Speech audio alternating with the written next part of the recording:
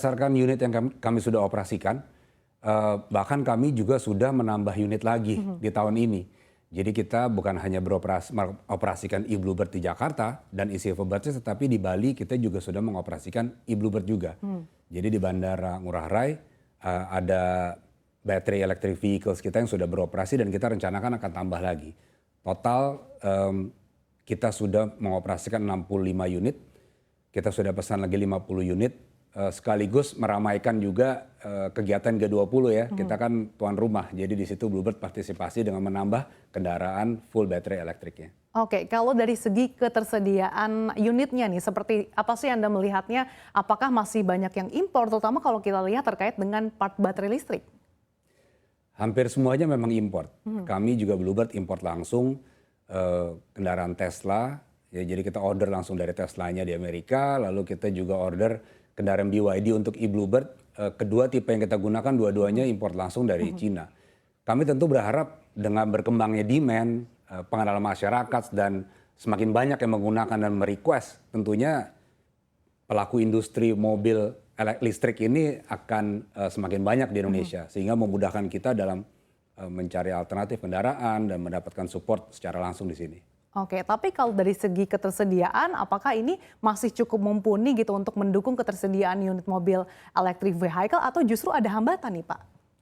Tergantung jenisnya, tetapi memang khusus di tahun ini karena demand globalnya sangat tinggi, ada sedikit antrian ya terjadi dari pemesanan karena production-nya capacity-nya mungkin terganggu juga selain masalah chip yang mendunia lah isunya itu bukan hanya di mobil listrik, tetapi juga kapasitas mobil listrik kebetulan di kedua jenis pabrikan yang kita gunakan, yang Bluebird gunakan itu juga mengalami demand yang cukup tinggi. Sehingga keduanya ada waktu produksi yang lebih lama. Oke, itu antriannya bisa berapa lama Pak?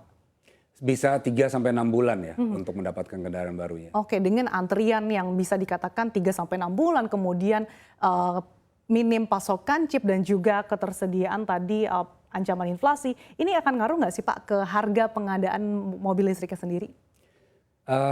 Kami sebenarnya kenapa memulai dari 2019 setelah kami pelajarin ada teknologi yang berkembang dengan kapasitas production yang berkembang, kita memprediksi harga kendaraan listrik itu akan lebih murah justru ke depannya karena kapasitas tadi. Dan itu sampai sekarang benar-benar terjadi. Jadi harga kendaraan listriknya bisa dibilang semakin terjangkau, belum di tahap yang BEP lah kasarnya gitu ya. Tetapi, ini terjangkaunya seberapa besar Pak bisa penurunan harganya dari mungkin dimulai dari tahun 2019 sampai dengan tahun 2022 ini? Ada selisih dari 2019 sampai sekarang sekitar 10-15%. Selisih harga turun karena kapasitas dan jenis kendaraan dan teknologi yang mereka gunakan memungkinkan jangkauannya tetap sesuai dengan minimum requirement kita, tetapi dengan harga yang lebih murah, kan itu requirement selalu ya. Jadi kita bersama pabrikan juga mengarah ke arah sana, mereka juga bisa achieve itu sehingga kita tambah unitnya. Bahkan unit yang baru kita, BYD T3 itu bisa untuk 7 penumpang. Oke. Jadi kalau yang saat ini beroperasi kan 5 penumpang, 5 kursi lah ya, jadi 4 penumpang dengan 1 pengemudi. Kalau sekarang justru lebih kapasitas lebih besar. Dengan artinya harga juga semakin disesuaikan dengan kebutuhan masyarakatnya juga ya Pak ya.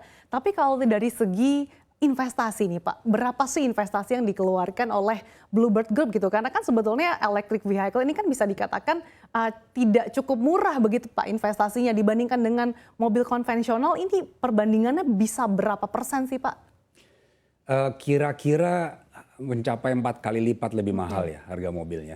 Untuk kapasitas kendaraan yang cocok kapasitas penumpang ataupun jarak tempuhnya. Karena ini kan sangat menentukan, kalau nggak salah hampir 50% harga mobil listrik itu kan dari baterai. Nah kita perlu jarak range yang cukup panjang karena ya jarak tempuh kita yang kita pakai memang setiap harinya cukup panjang. Sehingga itu yang membuat kendaraannya juga menjadi mahal. Kapasitas penumpang juga kendaraan harus lebih besar. Jadi kita tidak bisa beli kendaraan listrik yang kecil, biasanya kalau beberapa pabrikan punya yang kendaraan kecil ya. Nah, itu kan kita nggak bisa pakai. Nah dari situ makanya comparables atau perbandingannya hampir sekitar 4 kali lipat lebih mahal investasi awal. Tapi kalau dari segi nilai investasinya berapa nih Pak? Karena kan pasti juga membutuhkan infrastruktur juga yang mumpuni untuk mendukung dari ketersediaan EV sendiri untuk Bluebird Group. Ya, kendaraannya sendiri sekitar 650 juta sampai 700 juta. Untuk satu unit? Untuk satu unit. Dan luar itu tentu saat ini kita masih membangun our own infrastructure buat charging stations. Oke, itu totalnya berarti berapa investasinya Pak? Kalau investasi itu kita lakukan di 2019 sih. Ya cukup besar lah. Tetapi capacity itu kan kita akan gunakan terus untuk penambahan unit ya. Jadi kita memang invest untuk infrastructure di awal. Saat ini kita juga berbicara dengan para pelaku SPKLU tentunya. Bagaimana kita juga ikut memakai SPKLU mereka, ya ini saling mutual benefit. Kita memberikan volume, tapi mereka juga berada di lokasi yang memang strategis juga.